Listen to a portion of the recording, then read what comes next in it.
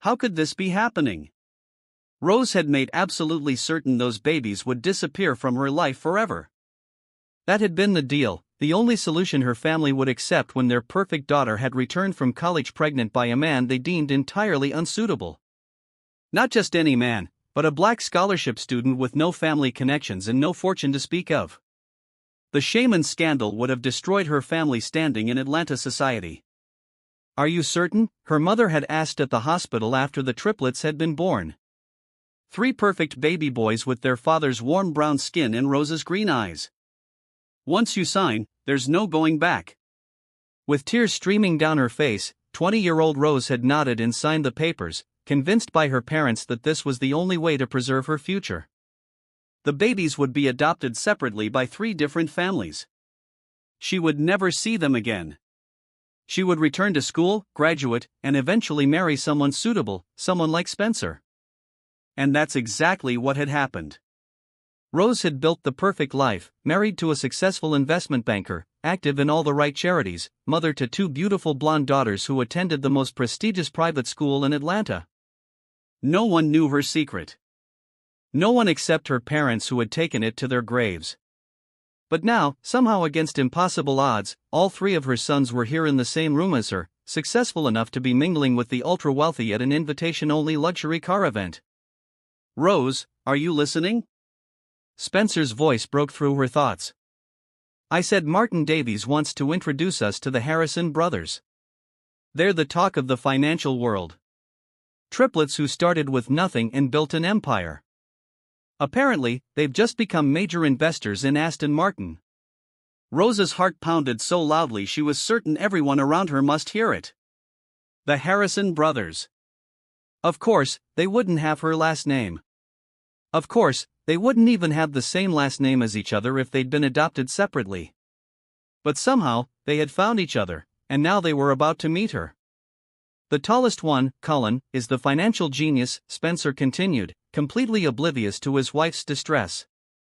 "The one with the glasses, Donald, is the tech innovator.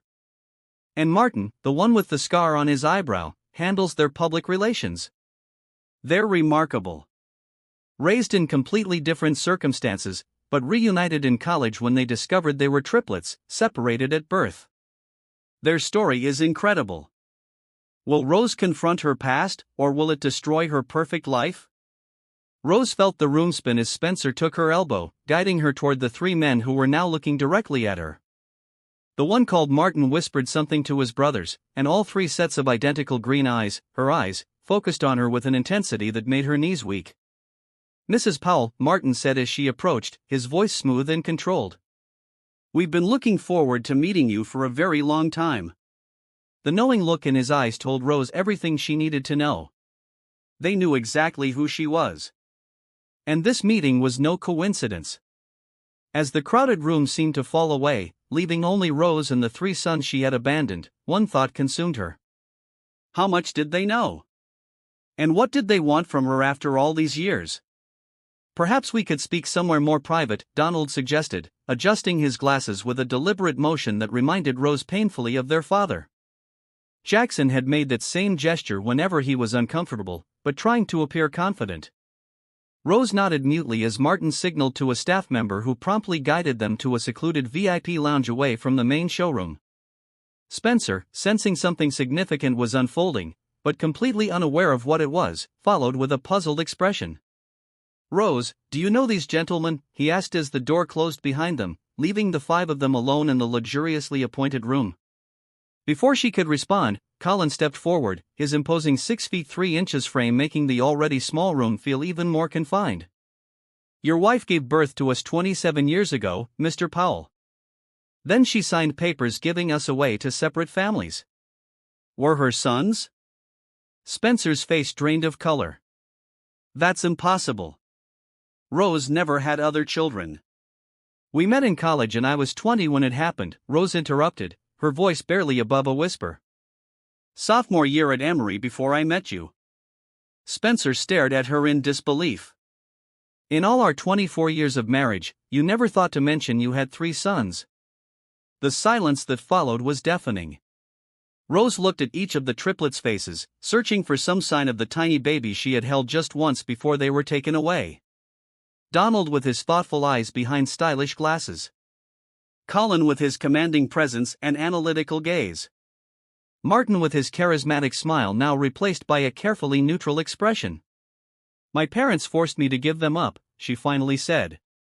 "They threatened to cut me off completely if I didn't." The father was, she hesitated, the old prejudice is still difficult to voice even after all these years. Black, Martin finished for her, his tone matter-of-fact, and a scholarship student, not from money, completely unsuitable for the daughter of Judge Hamilton Blackwell and his socially prominent wife. Rose flinched at the accuracy of his assessment. "How long have you known about me?" Donald took a seat, motioning for the others to do the same. "We found each other by accident 10 years ago. Colin and I were both at MIT in different programs. Someone mistook me for him at a campus event, and when we met, well, discovering you have an identical twin is quite something. We found Martin a year later," Colin continued. "He was at Georgetown.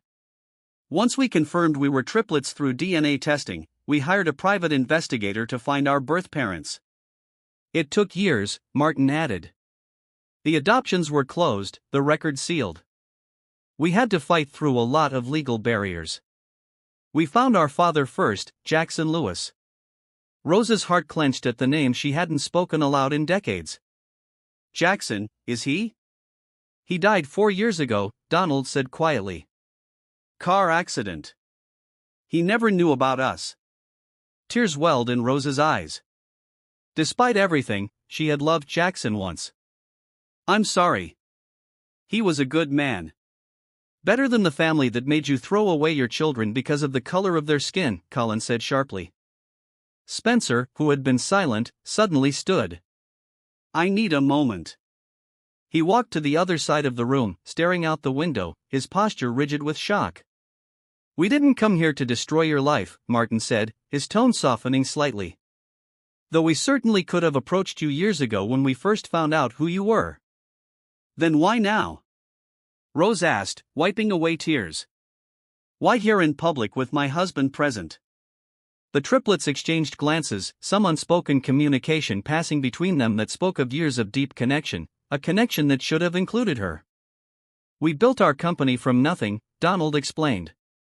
"M3 Ventures started in my garage 10 years ago. We specialize in AI-driven investment algorithms and sustainable technology integration for luxury brands. We're not just attending this event," Colin added. "We're taking a 20% stake in Powell Financial's luxury automobile investment portfolio." Rose's breath caught. "Spencer's company." "Yes," Martin confirmed with a slight smile. "We've been negotiating with your husband's firm for months. He just didn't know who we really were." Spencer rejoined them, his face composed but still pale. "You orchestrated this entire situation," he said, understanding dawning. "The investment deal, the meeting here today." "Business and family are both about long-term strategy, Mr. Powell," Colin replied. "We learned that lesson early. What exactly do you want from me?" Rose asked, her voice stronger now as she regained her composure. "Initially, justice," Donald admitted. "We thought about exposing everything, how the daughter of one of Atlanta's most prominent judges had 3 black sons she abandoned because her family couldn't bear the scandal." Rose closed her eyes, imagining the headlines, the destruction of her carefully built life. "And now we want to know who we are," Martin said simply. "Where we come from?" "Jackson told his sister about you before he died, but he knew almost nothing." "We have questions only you can answer." "Your daughters don't know they have brothers," Colin observed. "Yvonne is at Yale now, isn't she? And Jean just started at Princeton." The mention of her daughters sent a chill through Rose. "Leave them out of this. They've done nothing wrong." "Neither did we," Donald said. "Yet we grew up without a mother because of your choice." The tension in the room was palpable. Spencer moved to stand behind Rose's chair, placing a hand on her shoulder in quiet support despite his own evident shock and confusion. "Our adoptive families were good to us," Martin continued. "Loving, supportive, but we still grew up with holes in our identities that couldn't be filled. I understand you must hate me, Rose began. We don't hate you, Donald interrupted. We spent years angry, yes, but hate requires energy we'd rather direct elsewhere. Like buying shares in your husband's company, Cullen added with a hint of the ruthless business acumen that had made the Triplets millionaires before they turned 30. Which brings us to the real reason for this meeting, Martin said, leaning forward. We're hosting a charity gala next month for adoptees' rights and family reunification. All of Atlanta's elite will be there. And you want us to attend? Spencer asked incredulously. We want you to co-host, Donald clarified. Publicly acknowledge us as your sons, Rose. Not with the full story if you're not ready for that, but at least as children you were forced to give up for adoption. Rose felt dizzy with the implications. Such an acknowledgement would raise countless questions, trigger speculation, and change her standing in her social circle forever. Yet looking at these three remarkable men, her sons, she felt a longing she had suppressed for nearly 3 decades. If I refuse, she asked quietly.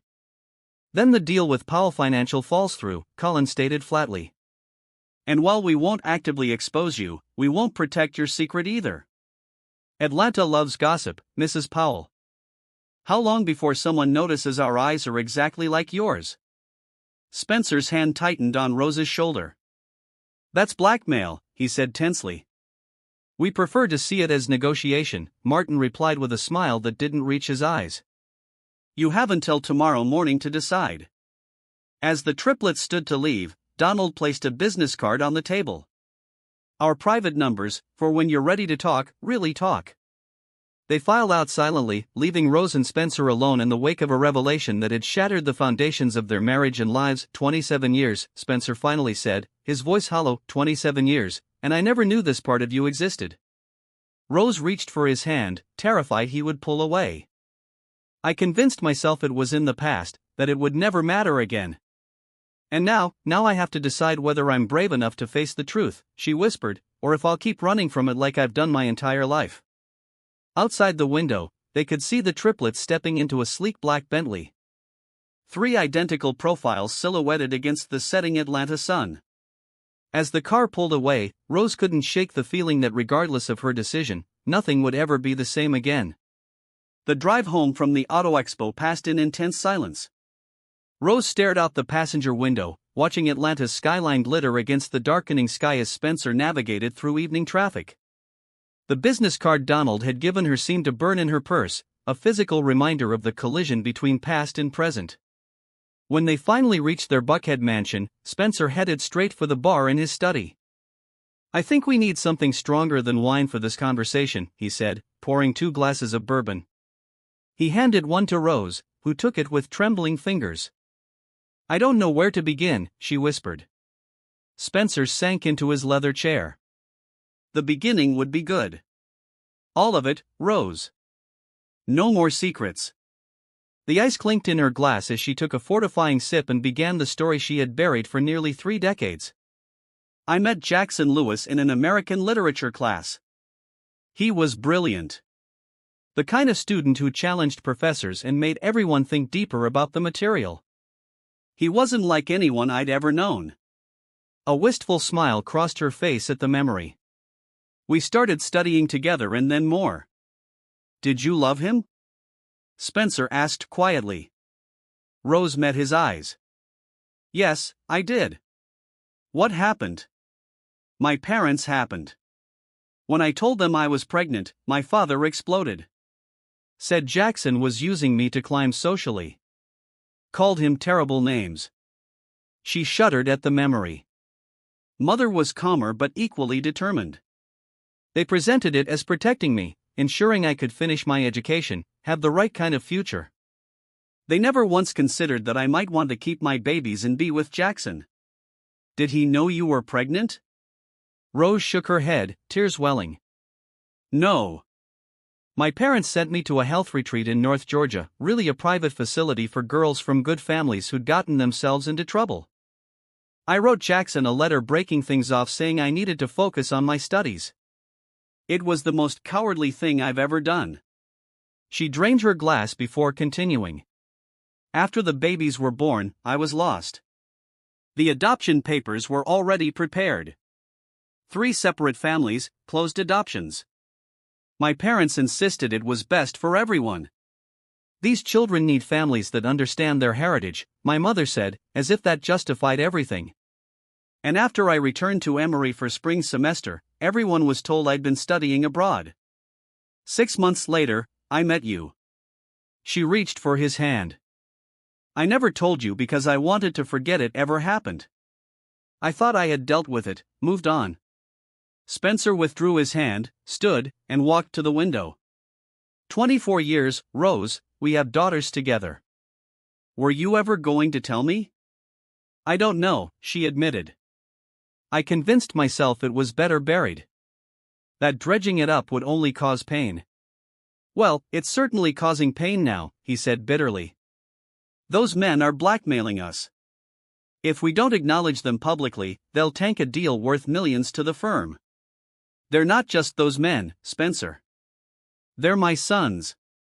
Sons you abandoned. The words landed like a physical blow. Rose flinched but didn't argue. Yes. Spencer's phone chimed with an email notification. He checked it, his expression darkening. Colin Harrison just sent the revised contract terms. The deadline for our decision is 9 a.m. tomorrow. He tossed the phone onto his desk. I need to make some calls. To whom? Our lawyer for starters. PR team next. If we're going to do this, we need to control the narrative. Rose stood suddenly angry. Is that all you care about? The business implications? What am I supposed to care about, Rose? He asked. The sons you never told me existed? The fact that my wife has been lying to me our entire marriage? Or maybe I should focus on how I'm going to explain to our daughters that they have 3 half-brothers their mother gave away. The mention of their daughters drained the fight from Rose. Yvonne and Jean, she murmured. Oh God, how do I tell them? That's something you should have considered 27 years ago, Spencer replied coldly. Or at any point since. He grabbed his keys from the desk. I'm going to the office. I need to think. Spencer, please. Not now, Rose. Just not now. The front door closed with quiet finality, leaving Rose alone in the cavernous house that had once felt like a sanctuary, but now seemed more like a beautiful prison of her own making. She poured another bourbon and carried it to the family room, where photographs chronicled the life she and Spencer had built. Their wedding day, Yvonne's first ballet recital, Jean's high school graduation, family vacations in Aspen and the Amalfi Coast, a perfect family narrative with a crucial chapter missing. Rose's gaze lingered on a recent photo of her daughters. Yvonne's blonde hair and confident smile so like Spencer's. Jean's more serious expression reminiscent of Rose's own mother. Neither girl inherited her green eyes. Those had gone to the sons no one knew about. The sons who now held her future in their hands. With sudden resolution, Rose retrieved Donald's business card and dialed the number. I didn't expect to hear from you so soon, Donald answered on the second ring. We need to meet again. Just us. No Spencer, no business deals, just a mother and her sons. The words felt strange on her tongue, yet oddly right. A pause, then, Martin's penthouse. 1 hour. She arrived at the Midtown high-rise precisely on time, dressed in a simple black dress rather than the designer gown she'd worn to the expo. The security guard called up and she was directed to the private elevator that opened directly into the penthouse. All 3 brothers were waiting, though their earlier formal attire had been replaced with casual clothes that emphasized both their similarities and subtle differences. Donald in a chambray button-down, Colin in a simple black t-shirt, Martin in a polo that matched her eyes. Thank you for seeing me, Rose said, her voice steadier than she felt. Would you like something to drink? Martin offered, gesturing toward the bar. She shook her head. I want a clear head for this conversation. The 4 of them sat in the living area, floor-to-ceiling windows offering a breathtaking view of the Atlanta skyline. The room was tastefully decorated in masculine tones of gray and blue with several framed photographs Rose couldn't quite make out from where she sat. I need to understand what you really want, she began. Beyond the public acknowledgement, Beyond the business deal with Spencer's firm, what do you want from me? The brothers exchanged glances before Donald spoke. When we first found each other, we spent months comparing our lives, looking for patterns, similarities, trying to understand nature versus nurture. We had different upbringings, Cullen continued. I was raised in Boston by university professors. Donald grew up in Chicago with a single mother who worked as an ER nurse. Martin's family owned a restaurant in Philadelphia. Different cities, different socioeconomic backgrounds, Martin added. But we all ended up at prestigious universities. We all excelled academically. We all have the same analytical way of thinking and the same drive to succeed. And we all grew up with the same question, Donald said quietly. Why didn't our birth mother want us? The directness of the question made Rose's chest tighten. It wasn't that I didn't want you, she whispered. I was young and scared and completely under my parents' control. Were you?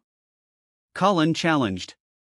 Or was it easier to let them make the hard decision to walk away with your future intact while we were separated and scattered to different corners of the country? I'm not here to defend what I did, Rose said. Nothing I say can undo the past or make up for what you lost. We didn't just lose you, Donald pointed out. We lost each other. 20 years of brotherhood gone because separating us made the adoptions easier to arrange. Rose hadn't known that particular detail, and the revelation struck her like a physical blow. I didn't. They never told me you'd be separated. Would it have made a difference? Martin asked, his tone more curious than accusatory. I don't know, she admitted. I'd like to think so, but honestly, I was terrified and sheltered and completely unprepared to defy my parents. By the time I might have found the courage, it was too late. The adoptions were finalized. A heavy silence fell over the room. Finally, Martin stood and walked to one of the framed photographs, bringing it back to Rose. This is Jackson, our father. It was taken about 5 years before he died. Rose's hands trembled as she accepted the frame. The young man she had loved had matured into a distinguished-looking professor with gray at his temples, but with the same warm smile and intelligent eyes she remembered. Her vision blurred with tears. He never married, Donald said softly. Never had other children. Did he? Rose swallowed hard. Did he hate me? His sister told us he never spoke of you with bitterness, Martin replied. Only regret for what might have been. Rose traced Jackson's face through the glass. I've thought of him so often over the years. Wondered where he was, what he became. He was a professor of African American literature at Howard University, Cullen said. Published 3 books, won teaching awards, made a difference in his students' lives. He would have been proud of you, Rose whispered, looking up at her sons. All of you. We know, Donald replied with quiet confidence. We've built something meaningful together, but there's still a missing piece. You. As the meaning of his words sank in, Rose realized this meeting wasn't about revenge or blackmail or even public acknowledgement. It was about 3 men seeking connection with the mother they never knew. And perhaps if she found the courage to take the next step, it could be about a mother reconnecting with the son she had never allowed herself to mourn. Outside, lightning flashed across the Atlanta sky, a summer storm brewing on the horizon. Inside, the tension between them crackled with similar energy. The potential for destruction or renewal hanging in the balance of what would happen next. Rose set the framed photograph of Jackson back on the coffee table. When I got pregnant, I imagined a future for us, Jackson, me, and our baby. I didn't even know I was carrying triplets until my 5th month. She smiled faintly at the memory. The doctor's face when he saw the ultrasound. I thought he was going to fall over. But you still didn't reach out to our father, Cullen observed, his tone neutral, but his eyes sharp. By then, my parents had already made all the arrangements. I was living at the facility in North Georgia, isolated from everyone I knew. Rose's hands twisted in her lap. They monitored my phone calls, my mail. When I tried to call Jackson from a payphone during a supervised trip to town, my mother's friend who was watching me caught me and took the phone away. They essentially imprisoned you, Donald said, his analytical mind putting the pieces together. It felt that way, yes, but I was also a coward, Rose admitted. I kept telling myself that once the babies, you, were born, I'd find a way to keep you, to contact Jackson. But when the time came, her voice trailed off. You were overwhelmed, Martin supplied, his expression softening slightly. She nodded. 3 tiny babies, no support, no job, no money of my own, no place to live except my parents' house. They controlled everything. So you signed the papers, Colin concluded. Yes, and then I did what my father always taught me to do with painful truths. I buried it deep and built a perfect life on top of the grave. Rose looked at each of them in turn. But seeing you tonight, it's as if the ground has split open. Here's what I don't understand, Martin leaned forward. You've had opportunities to find us over the years. The adoption records could have been unsealed with your consent. Rose's face flushed with shame. I convinced myself you were better off without me, that searching for you would only disrupt your lives. She paused. And I was afraid of facing what I'd done, of Spencer and the girls finding out. And now? Donald asked quietly. Now I'm still afraid, but I'm more afraid of losing this chance. She took a deep breath. I'll do it. Co-host your gala, acknowledge you publicly.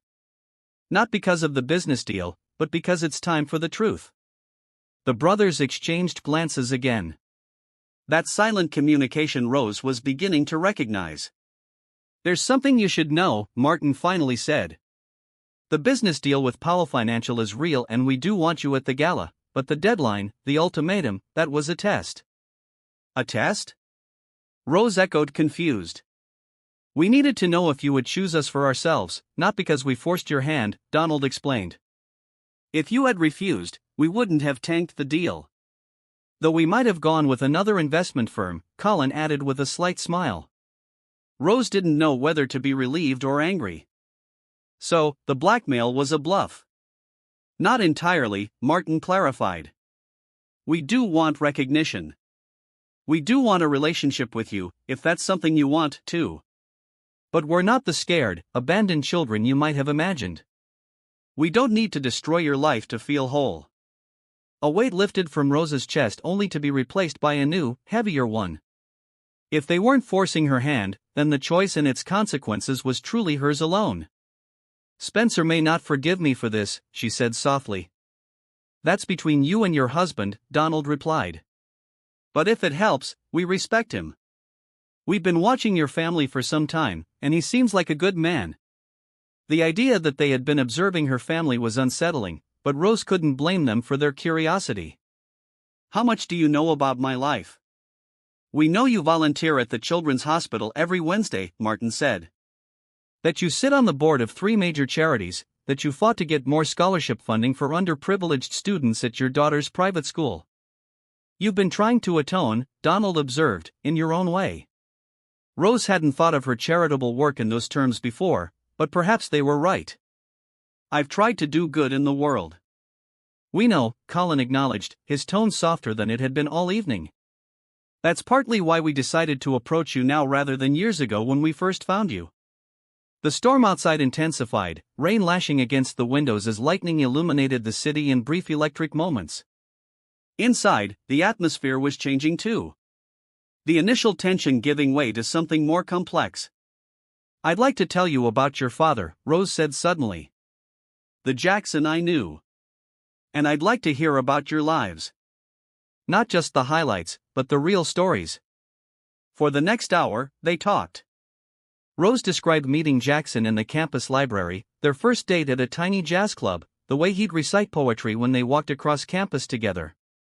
The triplets shared stories of their adoptive families. Donald's mother who worked double shifts to send him to the right schools. Martin's childhood in his family's busy restaurant. Colin's intellectual upbringing with professors who challenged him constantly. We each had what we needed, Donald reflected. Different paths, but they all led us to where we are now.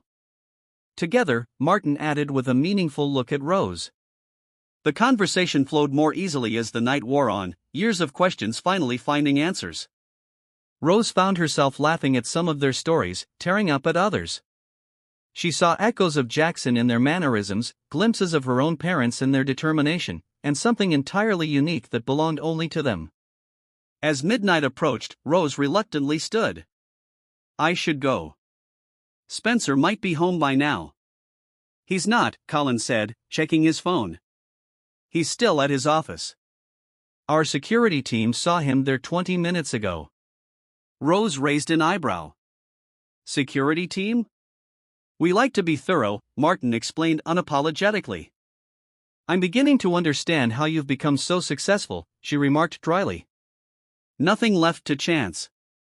"Almost nothing," Donald corrected. "We couldn't predict how you would react tonight." "I'm still figuring that out myself," Rose admitted. "But I know I want to know you, all of you, if you'll let me." Martin walked her to the elevator. "You should talk to Spencer," he advised. "And your daughters soon." "I will," she promised. "Tomorrow." "The gala is in 3 weeks," he reminded her. "If you're going to do this, everyone in your life should hear the truth from you first." Rose nodded, the reality of what lay ahead settling heavily on her shoulders. "Will you be there when I tell my daughters?" Martin looked surprised by the request. "Do you want us to be?" "I think yes. They should meet their brothers." As the elevator doors opened, Martin hesitated, then stepped forward and briefly embraced her. The contact was awkward, tentative, but it sent tears streaming down Rose's face. "We'll be there," he promised. "Just let us know when." The rain had stopped by the time Rose reached her car, but the streets were slick and shining under the sodium streetlights. As she drove, her mind raced with thoughts of the conversations to come with Spencer, with her daughters, with her friends and social circle. Each would require courage she wasn't sure she possessed. Her phone rang through the car's speaker system. Spencer's name appeared on the dashboard display. "Rose, where are you?" His voice was tight with strain. "I've been calling for hours." "I was with them," she replied simply. "With my sons." A long pause. "Come to the office. Now. There's something you need to see." "Spencer, what?" "Just come, Rose." 15th floor conference room. The call disconnected. Puzzled and increasingly anxious, Rose changed direction and headed downtown toward the gleaming tower that housed Powell Financial. What could be so urgent that it couldn't wait until morning? The building was mostly dark when she arrived, just the security lights and a few scattered offices still illuminated. The security guard, who knew her well, nodded her through without question. When the elevator opened on the 15th floor, she saw light spilling from the main conference room. As she approached, she could hear voices. Spencer's and others she couldn't immediately identify. She pushed open the door and froze. Spencer sat at the head of the conference table, his face grave. Across from him sat her daughters, Yvonne and Jean, both in travel clothes, both with expressions of shock and confusion. And at the other end of the table were Donald, Colin, and Martin. "Mom," Jean's voice was small and uncertain. "What's going on?" "Dad called and said we needed to come home immediately. And when we got here, these men were saying, I thought we agreed I would tell them," Rose said to Martin, feeling betrayed. "We didn't do this," Donald replied calmly. "Your husband called us after you left the penthouse. Said, if this was happening, it was happening tonight on his terms." Spencer stood, his expression unreadable. "No more secrets, Rose. No more waiting for the perfect moment that will never come. Our daughters deserve the truth and they deserve it now." 5 pairs of eyes turned to Rose, her husband's, her daughters, and the identical green eyes of the son she had only just begun to know. In that moment, she realized that the careful life she had constructed was already gone, shattered beyond repair. What happened next would determine whether something new and honest could rise from the ruins. "Yes," she said finally. "It's time for the truth." The conference room fell silent as Rose moved to the center of the table directly between her daughters and her sons. Symbols of her divided life now facing each other across polished mahogany. "Mom," Yvonne's voice wavered. At 22, she was the image of Rose at that age, confident, polished with the poise that came from privilege. Dad said these men they're my sons. Rose confirmed quietly. You're half-brothers. Jean, 19 and more reserved than her sister, stared at the triplets with widening eyes. But that's impossible. You would have told us. I should have, Rose agreed, her voice thick with emotion. It's a long story and not an easy one, but you deserve to hear all of it. Spencer took his seat again, his expression stony. Yes, all of it. No more sanitized versions. Rose took a deep breath and began the story again, this time holding nothing back. She described meeting Jackson, falling in love, becoming pregnant, the pressure from her parents, the isolation, the impossible choice she'd been forced to make. With each revelation, she watched her daughter's expression shift from disbelief to shock to something more complex. Granddad and Grandma made you give up your babies? Jean whispered, horrified. The grandparents she had adored suddenly cast in a disturbing new light. They thought they were protecting me, Rose said, though the justification sounded hollow even to her own ears. It was a different time, but that's no excuse. I should have been stronger. And you never told Dad all these years? Yvonne turned accusingly to Spencer. Did you know? Not until today, Spencer replied, his voice flat. At the Auto Expo. Colin leaned forward. Mrs. Powell didn't know we would be there. We orchestrated the meeting. Why now? Jean asked, looking directly at the triplets. After all this time, we found each other 10 years ago, Donald explained. It took years more to trace our birth parents. We found out about your mother's identity 3 years ago. 3 years?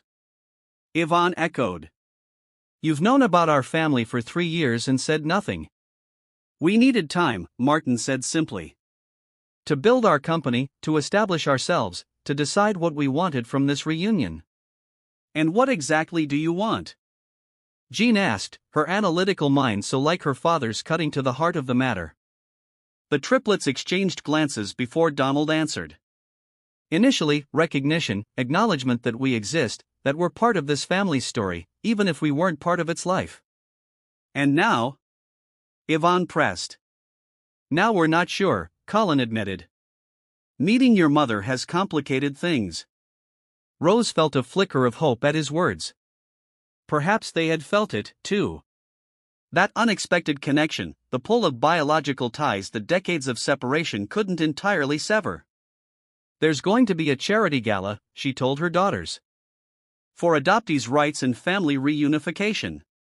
I've agreed to co-host it with Donald, Colin, and Martin. You're going public with this? Yvonne looked stunned. What about your position on the museum board, the historical society, your friends? The question stung with its implication that Rose's social standing might matter more than acknowledging her sons. I don't care about any of that anymore, she said firmly. I've lived with this secret for too long. Spencer made a sound somewhere between a laugh and a scoff. A convenient moral awakening now that they've forced your hand. They didn't force anything, Rose countered. The ultimatum was a test, Spencer, to see if I would choose them freely. And you have, he observed coldly. Yes, she agreed. Jean had been studying the triplets intently. Now she addressed them directly. You said you found each other 10 years ago. What was that like? Did you know immediately you were related? The question broke some of the tension in the room. Donald smiled faintly. It was surreal. I was at a tech conference at MIT where Colin was a graduate student. Someone mistook me for him. And when we met face to face, it was like looking in a mirror. Colin continued. We knew instantly we were twins. The DNA test just confirmed it. And then we found records suggesting there might have been a third baby, Donald added. It took another year to track down Martin. My adoption was handled differently, Martin explained. My parents moved around a lot when I was young. Made me harder to find. Rose watched her daughter's expression soften. Jean, always hungry for knowledge, was clearly fascinated by the triplet story. Yvonne remained more guarded, but she was listening intently. You have the same eyes as Mom, Jean observed suddenly. Exactly the same. Our father's features, our mother's eyes, Martin confirmed with a slight smile. Your father, Yvonne said carefully. What was he like? Rose felt a rush of gratitude toward her older daughter for asking the question. Jackson was brilliant, she began, but Donald gently interrupted. We have photos, videos his sister shared with us. He passed his phone to the girls, showing them a collection of images.